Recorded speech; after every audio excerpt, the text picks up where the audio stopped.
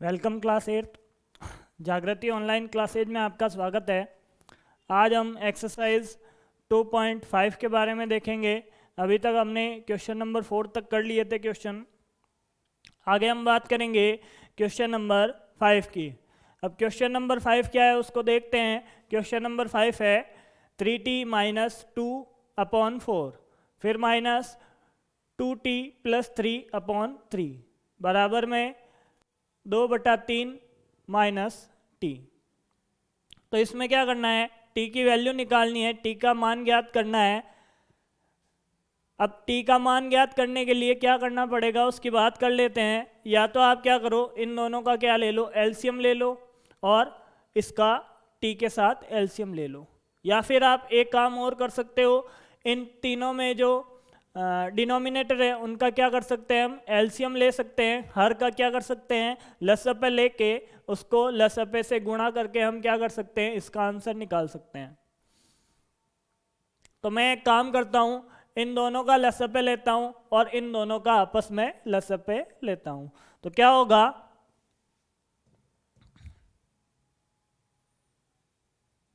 उसकी बात करते हैं।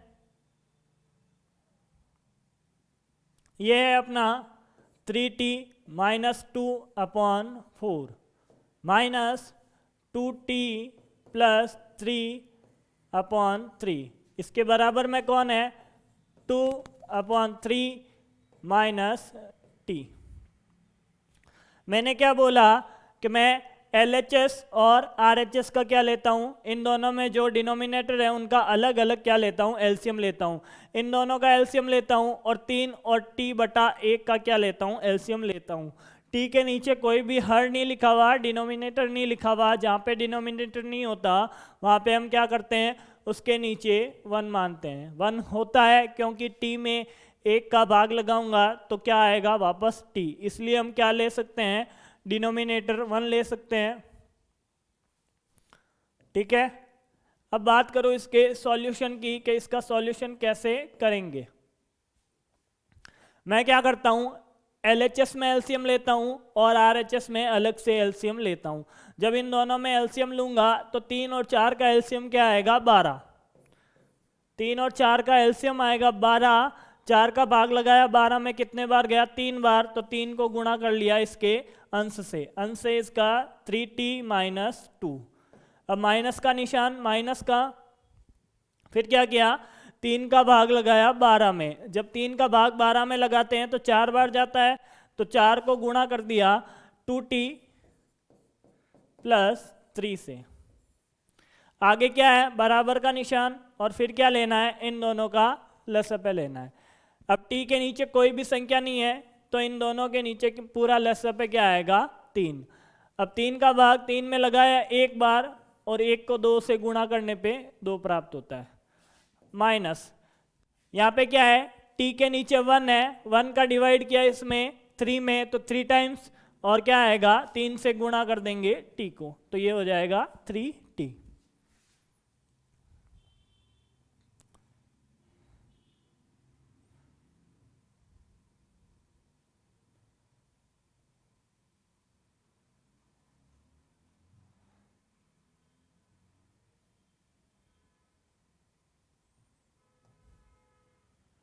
अब क्या करते हैं, हम इस 3 को अंदर मल्टीप्लाई करते हैं और इस 4 को भी अंदर क्या करते हैं, मल्टीप्लाई करते हैं।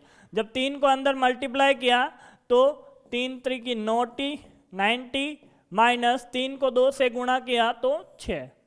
आगे माइनस का माइनस, 4 को जब 2t से गुणा किया तो क्या आएगा, 8t। और आगे -4 को जब +3 से गुणा करूंगा तो आएगा -12, और अपॉन में कौन है अपने पास, 12। बराबर के इधर की बात करूं तो 2 माइनस 3t है अपॉन 3, 2 माइनस 3t बटा 3।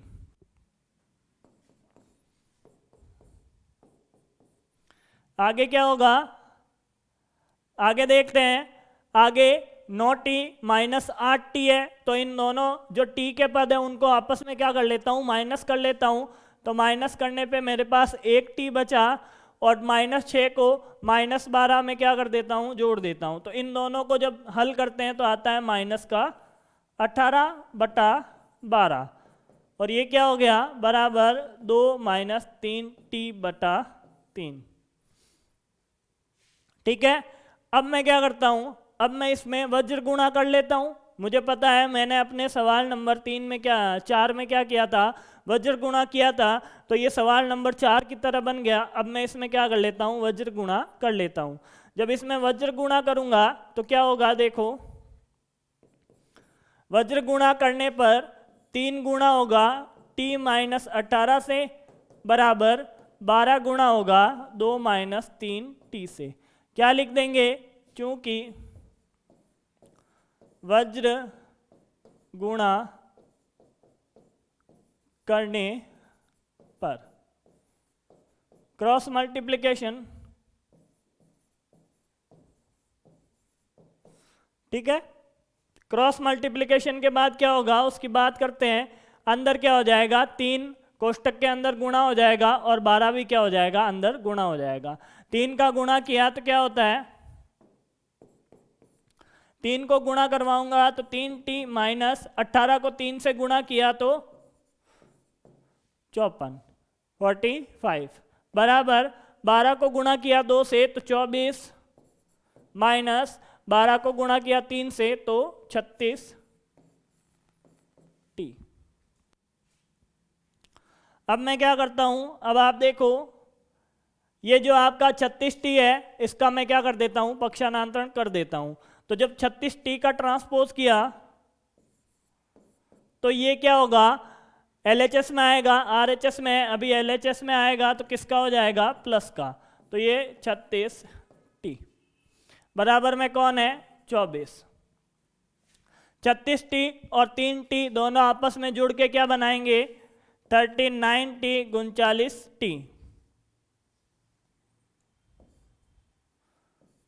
39t। आगे कौन है, -54 बराबर में कौन है, 24।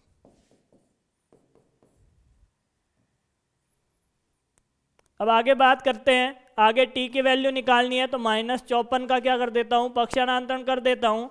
तो -54 का जब पक्षांतरण करूंगा तो क्या होगा, 39t और -54 का पक्षांतरण किया तो बराबर 24 + 54। ठीक है, तो यहाँ पे क्या लिखेंगे, बिकॉज ट्रांसपोजिंग -54। अब देखो आप इन दोनों को जोड़ने पे क्या आएगा, 78 और बराबर में कौन है, 39t। अब क्या करना है हमें, इस 39 का क्या कर देता हूं, पक्षांतरण कर देता हूं। जब 39 का पक्षांतरण करूंगा तो क्या होगा, t बराबर 78 अपॉन क्या आएगा, 39।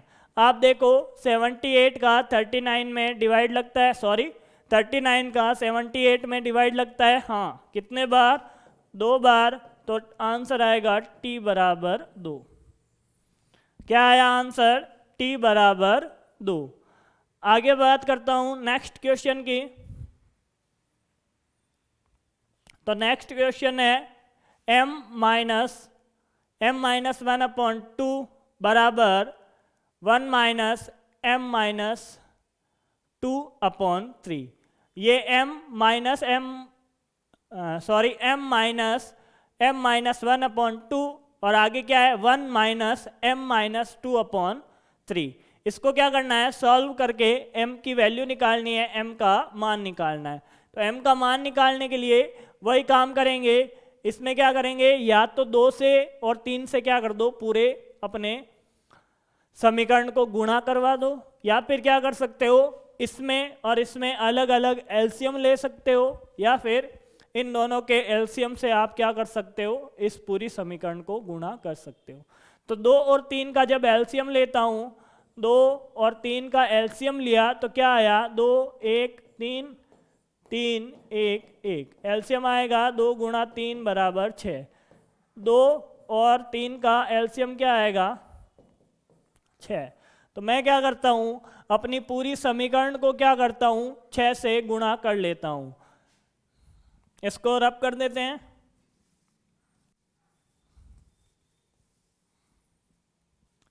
क्या आएगा,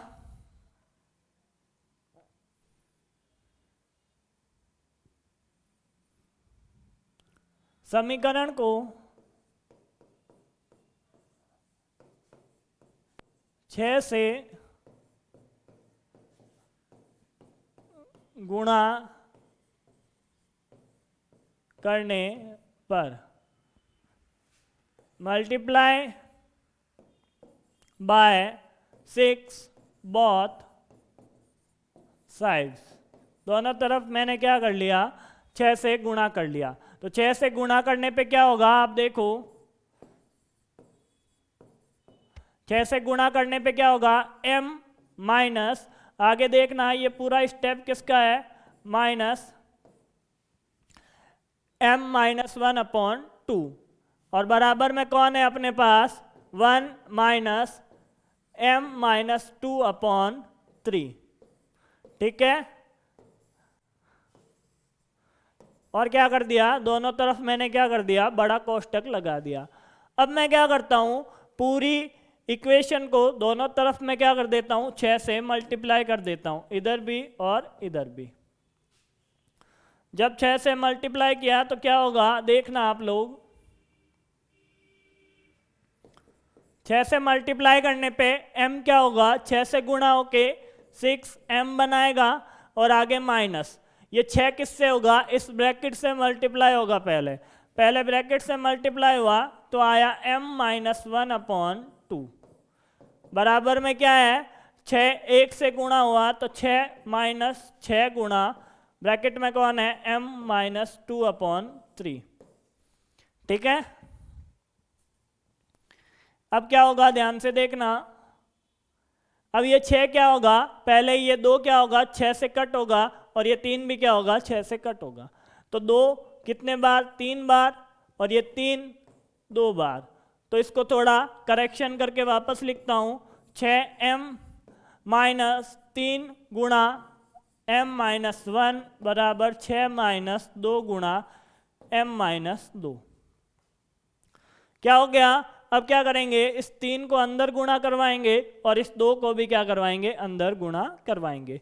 तो क्या होगा, देखना, 6m-3 को अंदर गुणा करवाया तो -3m, और -3 जब -3 जब -1 से गुणा होगा तो आएगा +3। आगे बात करता हूं, 6 माइनस, जब -2 को m से गुणा करवाएंगे तो -2m, और जब -2 को -2 से गुणा करवाएंगे तो +4। आई बात समझ में। अब क्या करेंगे, इन दोनों में 6m में से 3m कम करूंगा तो क्या होगा, 6m में से 3m कम करूंगा तो आएगा 3m, आगे कौन है, +3, बराबर, यहाँ पे माइनस का 2m ऐसा का ऐसा, और 6 और 4 मिलके क्या बनाएंगे, 10। तो ये आ गया प्लस का 10। अब मैं क्या करता हूँ, इस 2m का जो माइनस का लिखा हुआ है उसका क्या कर लेता हूँ, ट्रांसपोज कर लेता हूँ, पक्षांतरण करता हूँ तो क्या होता है, देखना, 3m + 3। अब 2m का क्या किया, पक्षांतरण किया तो ये किसका हो गया, प्लस का हो गया, और बराबर में कौन है, 10, क्यों किया, ट्रांसपोजिंग -2m। अब देखना इसका सॉल्यूशन क्या होगा, ये 3 और 2m मिलके क्या बन गए, 5m + 3, और बराबर क्या है, 10 है। आगे देखो, मेरे को 5m रखना है और 3 का मैं क्या कर दूंगा, पक्षांतरण कर दूंगा। जब 3 का पक्षांतरण करूंगा तो देखो क्या होगा, 5m बराबर 10 - 3। यहाँ पे देखना आंसर क्या आएगा, 5m बराबर 7। यहाँ पे क्या किया, ट्रांसपोज 3। अब मैं क्या करता हूँ, यहाँ से 5 का भी क्या कर देता हूँ, पक्षांतरण कर देता हूँ। जब 5 का पक्षानांतन करूंगा तो ये 5m के साथ गुणा में पक्षानांतन करते ही किस में चला जाएगा, भाग में चला जाएगा। तो 5 किस में आया, भाग में आया, तो आंसर आएगा m बराबर 7/5। रीजन लिख देना, ट्रांसपोजिंग 5, और ये m की वैल्यू क्या आ गई, 7/5, और यही क्या है आपका आंसर है। आगे मैं बात करता हूं क्वेश्चन नंबर 7 की। तो क्वेश्चन नंबर 7 8th 9th और 10th का फॉर्मेट थोड़ा सा अलग है, बहुत ही आसान है, कुछ फॉर्मेट में फर्क नहीं है। क्या बोला है, निम्न समीकरणों को सरल रूप में बदलते हुए हल ज्ञात करो। Simplify and solve the following linear equation. हमें क्या करना है, इन समीकरणों का हल ज्ञात करना है। कहने की बात यह है, तो अभी तक जो मेथड हमने यूज में लिया था वही यूज में लेंगे। ब्रैकेट है तो अंदर गुणा करवा दो ब्रैकेट के अंदर किसी संख्या का, अपॉन में यदि कुछ लिखा हुआ है कोई भी नंबर या वेरिएबल, तो उस वेरिएबल और नंबर को क्या करना है, हमें पूरी तरह से हटाना है। और उसको हटाने का तरीका है एलसीएम लो, और ये वज्र गुणा होता है तो वज्र गुणा कर दो, नहीं तो क्या करो एलसीएम से गुणा कर दो। मैं क्या करता हूं, इस समीकरण में 3 को अंदर गुणा करवाता हूं और 5 को अंदर गुणा करवाता हूं, तो क्या होगा देखना आप लोग। सॉल्यूशन, एक बार क्वेश्चन को वापस लिखो, t-3 बराबर 5 2t + 1। क्या करते हैं, 3 को अंदर गुणा करवाया तो 3t - 9 और बराबर 5 को अंदर गुणा करवाया तो 10t + 5। आगे क्या होगा, आगे मैं कर देता हूं, जो अपने पास 3t है या फिर 10t है उसका ट्रांसपोज कर देते हैं। या तो 3t का ट्रांसपोज कर लो या फिर 10t का ट्रांसपोज कर लो। मैं यहाँ पे 3t का ट्रांसपोज करूंगा, क्योंकि मैंने आपको बोला है जिधर वेरिएबल छोटा हो 3t और 10t में कौन छोटा है, 3t क्या है, छोटा है। तो इसका मैं क्या कर दूंगा, ट्रांसपोज कर दूंगा, किसका, छोटे वाले वेरिएबल का। अब छोटे वाले वेरिएबल 3t का मैंने क्या कर दिया, ट्रांसपोज कर दिया, पक्षानांतन कर दिया, तो क्या होगा देखना आप लोग, -9 बचेगा और इधर 10t + 5 -3t। ये 3t क्या था, प्लस का था, और ट्रांसपोज करते ही किसका हो गया, माइनस का हो गया। Transposing 3t। अब देखना -9 बराबर 10t में से जब 3t कम करूंगा तो पीछे बचे 7t + 5। अब आपको क्या करना है,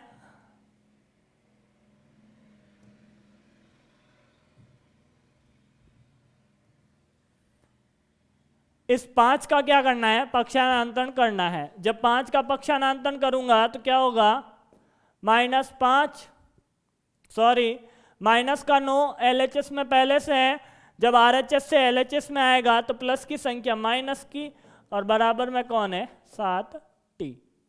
क्या लिखूंगा, ट्रांसपोजिंग 5। इधर देखो -9 - 5 मिलके क्या बनाते हैं, 14, और वो भी किसके, माइनस के। दोनों संख्याएं किसकी है, माइनस की है। और क्या होगा, -9 - 5 मिलके क्या बनाएंगे, -14 बराबर 7t। मैं क्या कर लेता हूं, 7t को लेफ्ट हैंड साइड में लाता हूं और -14 को क्या लेता हूं, राइट हैंड साइड में लिखता हूं। तो ये मैंने लिख लिया, 7t बराबर -14।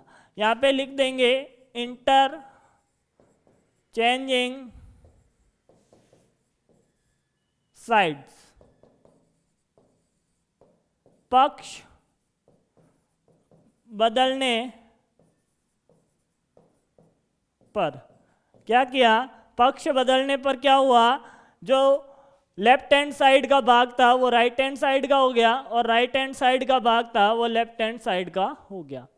अब हमें क्या करना है, t की वैल्यू निकालनी है, t का मान ज्ञात करना है। तो t के साथ जो भी गुणा में कांस्टेंट लिखा हुआ है उसको क्या कर लो, ट्रांसपोज कर लो या फिर उसका भाग लगा दो। मैं क्या करता हूँ, t का पक्ष 7 का पक्षांतरण करता हूँ तो आता है -14/7। कारण लिख देना आगे, चूंकि ट्रांसपोजिंग 7, तो t का मान आएगा आपके पास -2। t का मान आएगा आपके पास -2, और ये क्या है, आपका आंसर है। आंसर क्वेश्चन नंबर 7 सॉल्व हो गया। अब हम बात करते हैं क्वेश्चन नंबर 8 की। तो क्वेश्चन नंबर 8 क्या है, आप देखो। क्वेश्चन नंबर 8 थे 15 कोष्टक y -4 -2 कोष्टक y -9 plus 5 कोष्टक y plus 6 बराबर क्या है, 0 है। राइट हैंड साइड में कुछ भी नहीं लिखा हुआ। तो मैं क्या करता हूँ, लेफ्ट हैंड साइड को हल कर लेता हूँ और क्या करूँगा, कांस्टेंट को राइट हैंड साइड में भेज दूंगा।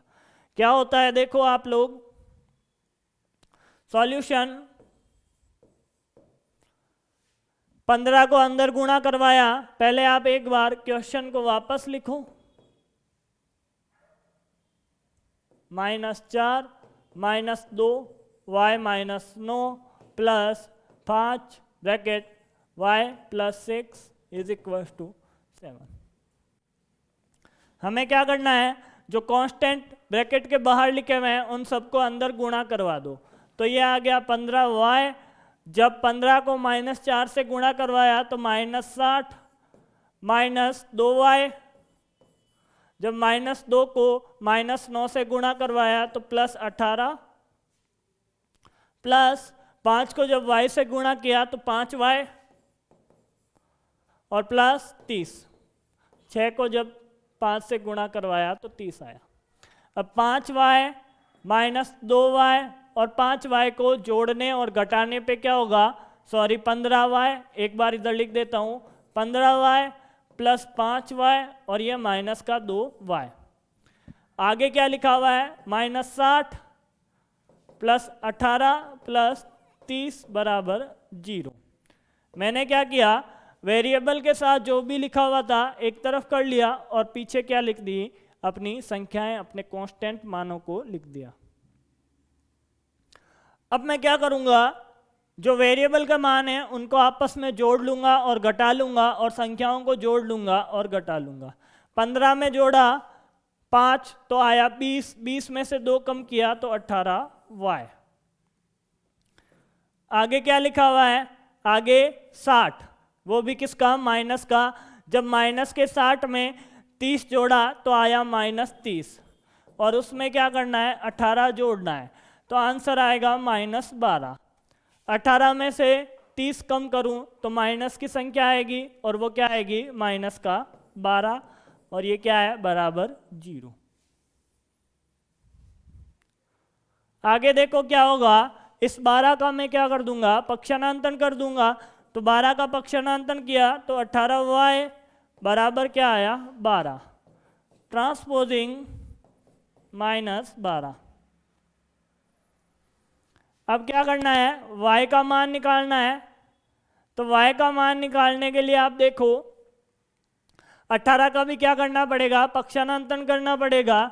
तो y बराबर आएगा 12/18, आगे लिख दिया चूंकि ट्रांसपोजिंग 18। जब गुणा में था तो पक्षांतरण करते ही किसका हो गया, भाग का हो गया। ये आएगा 6 से 2 बार और ये 3 बार, तो y का मान आया 2/3। y का क्या मान आ गया, 2/3। इससे आगे हल नहीं होगा, इसलिए ये क्या है, अपना आंसर है।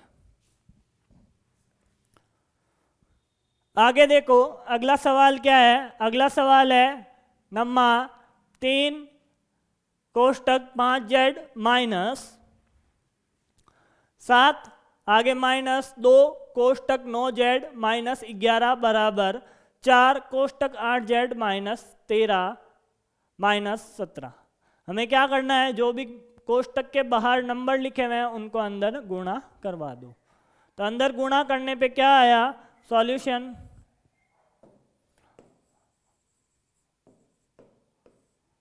देखते हैं क्या होता है।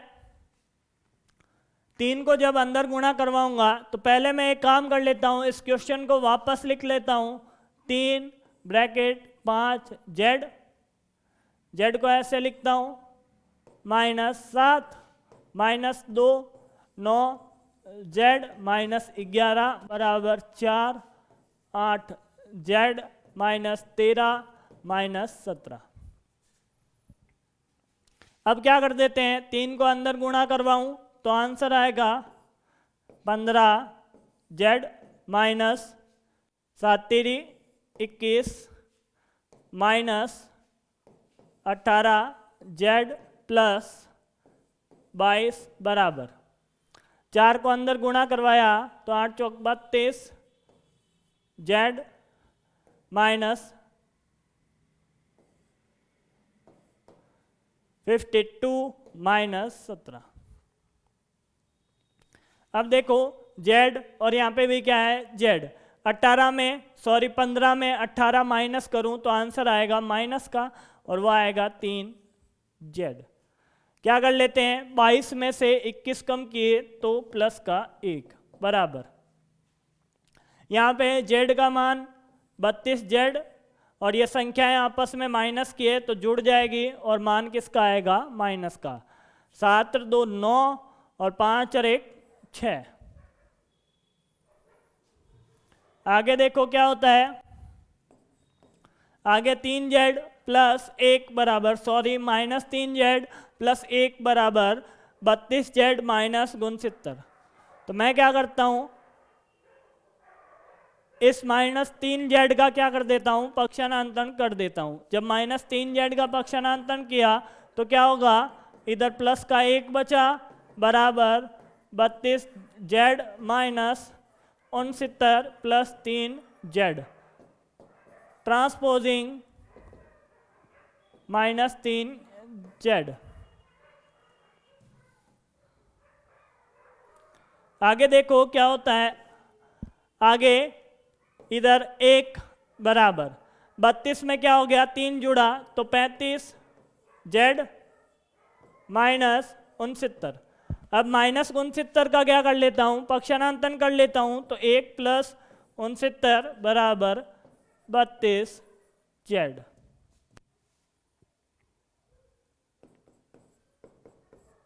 ठीक है, अब क्या करते हैं, ये जो आपके 1 प्लस 69 है इन दोनों को जोड़ लेते हैं और क्या आता है 35 जेड। 32 में क्या कर लिया था, 3 जोड़ा था तो आया था 35 जेड। ठीक है, आगे हम क्या करेंगे, जो जेड का मान है अपना वो ये दोनों क्या है, ये RHS में है वेरिएबल और ये क्या है लेफ्ट हैंड साइड में कांस्टेंट है। तो हम क्या करेंगे, जो पहले क्वेश्चन में किया था इंटरचेंज करेंगे आपस में साइड को। तो यहाँ पे लिखूंगा मैं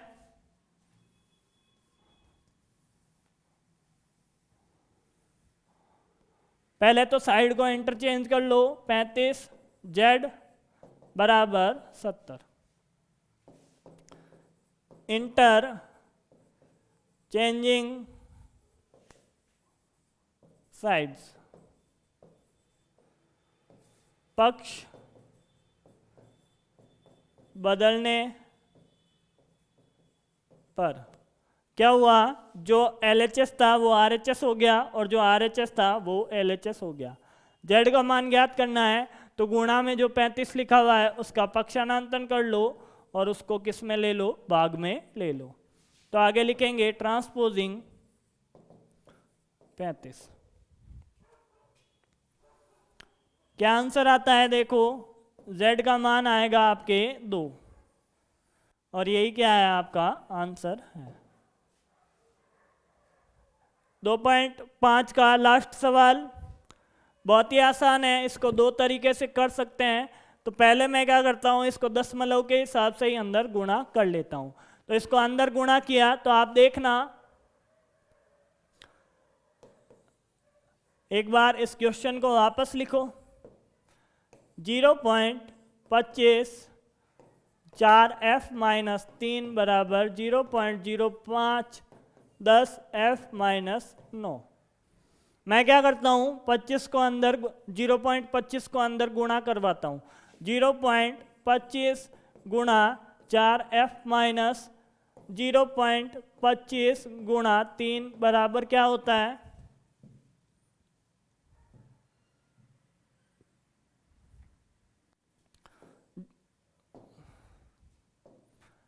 0.05 गुणा 10f माइनस 0.05 गुणा 9। अब पॉइंट की संख्या को क्या करना है, 4 से गुणा करवाना है। 25 को गुणा करवाया 4 से तो 100, पॉइंट लगा दो 2 अंकों के बाद। ठीक है, जब 25 को गुणा करवाऊंगा 4 से तो क्या आया 100, और क्या करना है 2 अंकों के बाद पॉइंट लगाना है। तो कुल मिला के बना 1f। 1f लिखो चाहे f लिखो, एक ही बात है। तो ये आ गया अपने पास पूरा। जब ये 4 25 से गुणा होगा तो आएगा f, माइनस 25 को गुणा करवाया तो आया 75, और क्या करना है 2 अंकों के बाद पॉइंट लगाना है। तो 2 अंकों के बाद पॉइंट लगा दिया। 10 से गुणा करवाया तो 1 पॉइंट क्या हो गया, आगे बढ़ गया।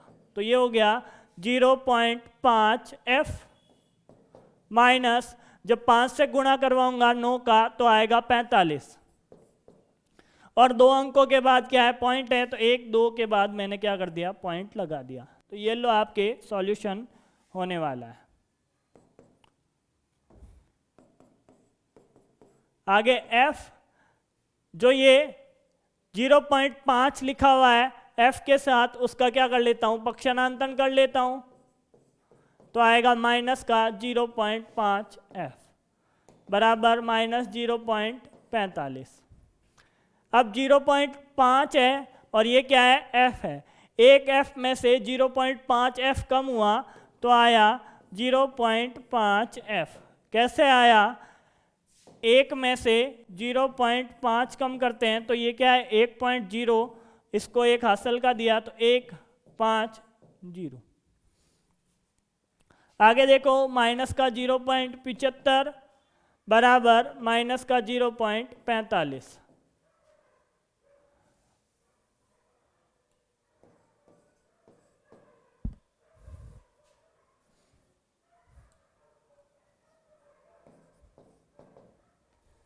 आगे मैं क्या करता हूँ, f का मान निकालने के लिए तो ये 0.5f लिखा हुआ है, उसके साथ में जो माइनस 0.75 है उसका पक्षांतरण कर दो। तो ये इधर बचा 0.5f बराबर माइनस 0.75। ये माइनस का था 0.75, पक्षांतरण होते ही किसका हो गया, प्लस का हो गया। इन दोनों को माइनस करते हैं तो 5 में से 5 कम हुआ 0, 7 में से 4 कम हुआ 3.0। क्यों हुआ, ट्रांसपोजिंग माइनस 0.75। क्या लिख देंगे, ट्रांसपोजिंग माइनस 0.75। ये मान आ गया। इधर कौन है, 0.5f।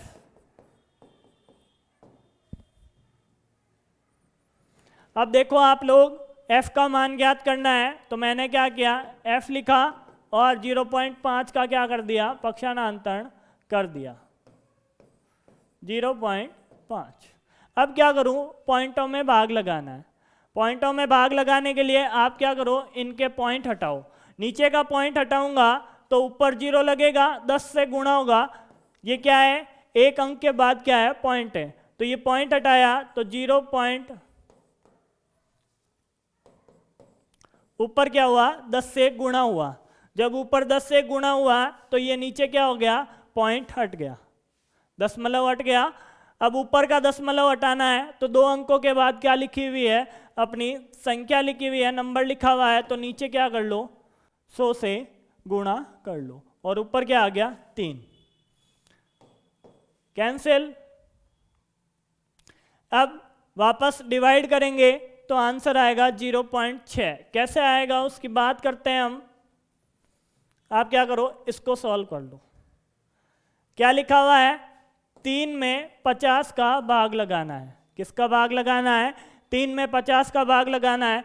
इसको थोड़ा और सरल तरीके से देखो आप लोग, ये 10 है और ये क्या था 100 था। जब दशमलव हटाया तो 5 का दशमलव हटाया तो ऊपर 10 से गुणा किया और 0.30 का दशमलव हटाया तो नीचे 100 से गुणा किया। मैं क्या करता हूँ, इस 5 का भाग लगा देता हूँ 2 बार, तो ये 2 गुणा 3 गुणा 2 और नीचे बच गया 100। ये है 6 और नीचे है 100। अब मैं क्या करता हूँ, जब इसका वापस दशमलव का प्रसार करूँगा तो ये आंसर आएगा आपके 0.06 आंसर।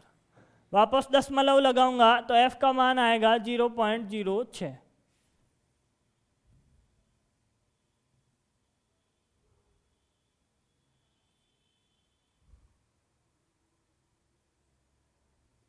अब हम क्या करते हैं, ये जो आपके f का मान लिखा हुआ था दशमलव का प्रसार किए बिना, अब क्या करते हैं, इस दशमलव के बिना ही हम क्या करते हैं, इसका आंसर निकालते हैं बिना दशमलव में गुणा किए। अंदर गुणा करने से पहले ही मैं क्या कर लेता हूँ, ये दशमलव हटा लेता हूँ। तो अंदर गुणा करने से पहले ही ये दशमलव हटाऊंगा तो क्या होगा, आप देखना एक बार, वापस देखना क्वेश्चन को।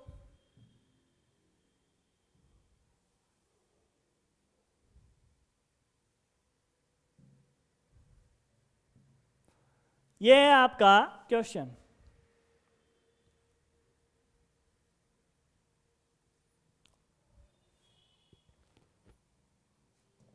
मैंने क्या कर दिया, इनका दशमलव हटा लिया, तो 25 का दशमलव हटाऊंगा तो ये 25/100, 4f-3 बराबर 5 का दशमलव हटाऊंगा तो बटा 100, 10f-9। ठीक है। इधर क्या हुआ, 25 का दशमलव हटाया 0.25 का, तो 2 अंकों के बाद पॉइंट था तो 100 आ गया, और इधर क्या है 2 अंकों के बाद पॉइंट है तो नीचे क्या आ गया 100 आ गया। अब क्या करते हैं, इस 100 से ये 100 कैंसिल आउट हो जाएगा। क्यों होगा उसकी बात करते हैं। दोनों पक्षों में 100 से गुणा करने पे क्या होगा, देखो ये 100 कैंसिल और ये 100 क्या हो जाएगा कैंसिल। अब मैं क्या करता हूं, दोनों पक्षों में 5 का भाग लगाता हूं। दोनों पक्षों में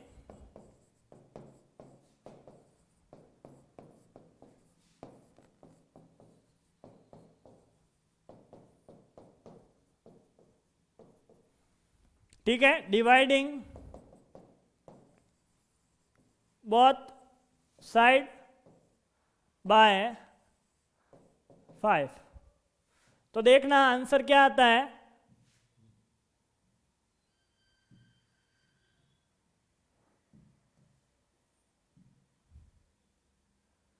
इधर भी क्या किया, 5 का भाग लगाया तो देखो 25/5 अंदर है 4f-3 बराबर 5/5 और 10f-9। अब देखो ये 5 और ये 5 आपस में कैंसिल हो गए। ये लो सर, इनको कैंसिल कर दिया और इस 5 से ये 5 बार क्या हो गया, कट हो गया। तो ये आया आपके सिंपल होके 5f कोष्टक 5 कोष्टक 4f-3 बराबर 10f-9। आगे देखो, इस 5 को अंदर गुणा करवाऊं तो आता है 20f-15 बराबर 10f-9। मैंने क्या कर लिया, इस 10f का पक्षांतरण किया तो आएगा 20f-15 माइनस 10f बराबर -9। इधर क्या होगा, 20 में से 10 कम हुए तो 10f-15 बराबर -9। आगे आप देखना ये क्या लिखा हुआ है आपके 10f, इसका पक्षांतरण किया तो माइनस का 9 प्लस 15, आंसर आएगा 10f बराबर प्लस का 6 और f का मान ज्ञात करना है तो 10 का क्या कर दिया, पक्षांतरण कर दिया, तो ये आंसर आया 0.6। पीछे देखना आंसर क्या आ रहा है, पीछे आ रहा है 0.06। कहाँ मिस्टेक हुई है उसकी बात करते हैं हम।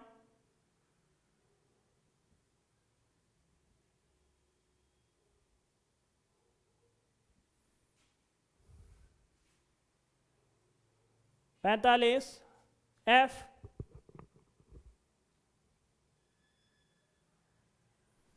यहाँ पे हमने थोड़ी सी गड़बड़ कर दी कैलकुलेशन में।